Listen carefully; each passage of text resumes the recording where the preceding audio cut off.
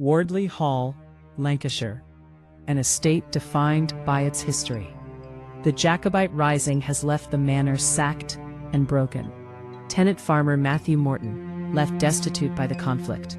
He strips the forward chapel wall to install weaving looms. His intent is economic survival. Instead, he finds an obstruction. A wooden casket, concealed within the masonry. It is an unadorned container, stashed away a century prior. He retrieves it. The seal is broken by the force of the demolition. Inside, a human skull, wrapped in decaying linen.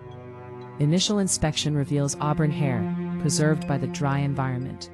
The remains belong to an unknown subject from the 1600s. The process of identification begins.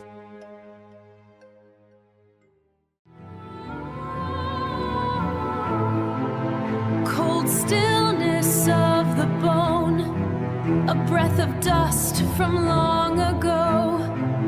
Your silent form remains, while fleeting life decays.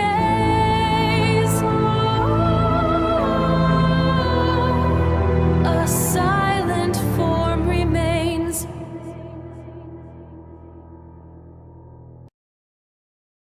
Two candidates.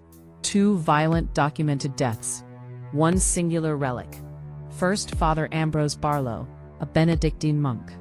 Executed in 1641. Hanged, drawn, and quartered for his faith. His head was displayed in Manchester, a stark public warning. His cousin, Francis Downes, purportedly secured the remains. The record suggests it was hidden at Wardley to avoid desecration. The second candidate, Roger Downes, a figure of the 1670s, a rowdy royalist, killed in a chaotic London street fight. The local legend claimed his severed head was boxed and sent home. For a century, the skull's identity remained a point of conjecture. Oral tradition blurred the lines between martyr and libertine. But in 1779, the local history faced a formal audit. The Downes family crypt was unsealed for a physical inspection. Roger Downes' remains were found undisturbed. His skull was still attached to his cervical vertebrae. The legend of the returned head was effectively debunked. This leaves Father Barlow as the primary candidate. Yet an 18th century inspection is not modern forensic validation. Science didn't wait for the 1960s to intervene. In 1931, the first formal forensic report was filed.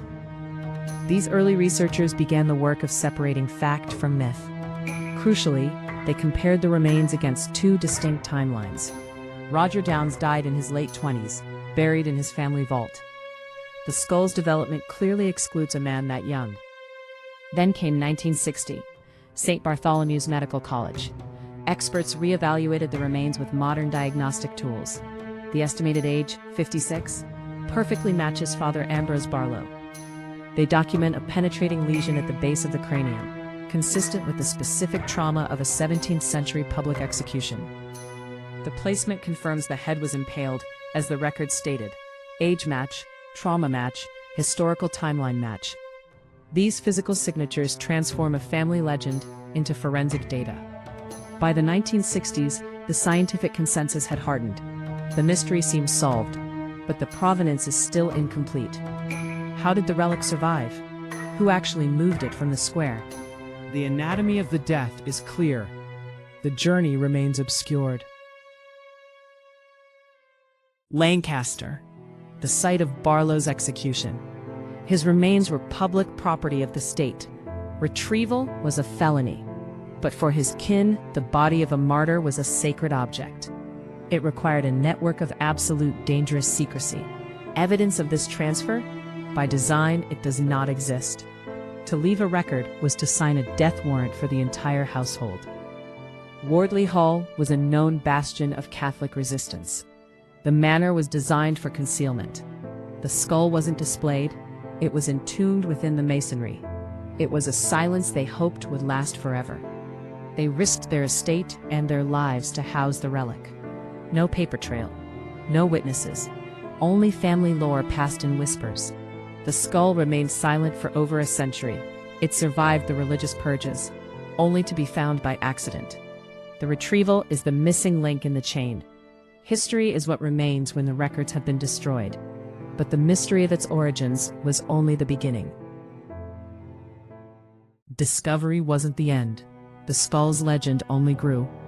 Folklore speaks of a curse, storms and screams whenever it was disturbed. Tales of the relic being buried or burned, only to inevitably return. These legends are not forensic.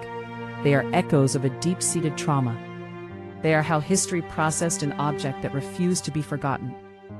Today, it sits in a glass case at the head of the main staircase. The church maintains custody, treating it as an object of devotion. Forensically, the evidence converges on one name, Ambrose Barlow. But a convergence of data is not the same as a solved case. There is no DNA match. No unbroken chain of custody exists. The church itself notes, the evidence supports the theory but doesn't prove it. The scientific investigation provides the most logical answer. Whether it is indeed Barlow or a contemporary, it remains the closest this archive will ever come to the truth. The violence of the 1600s was real. The forensics are verified. The legends of storms and screams are the shadows left behind. A martyr, a secret, a scientific subject, a witness. The investigation rests.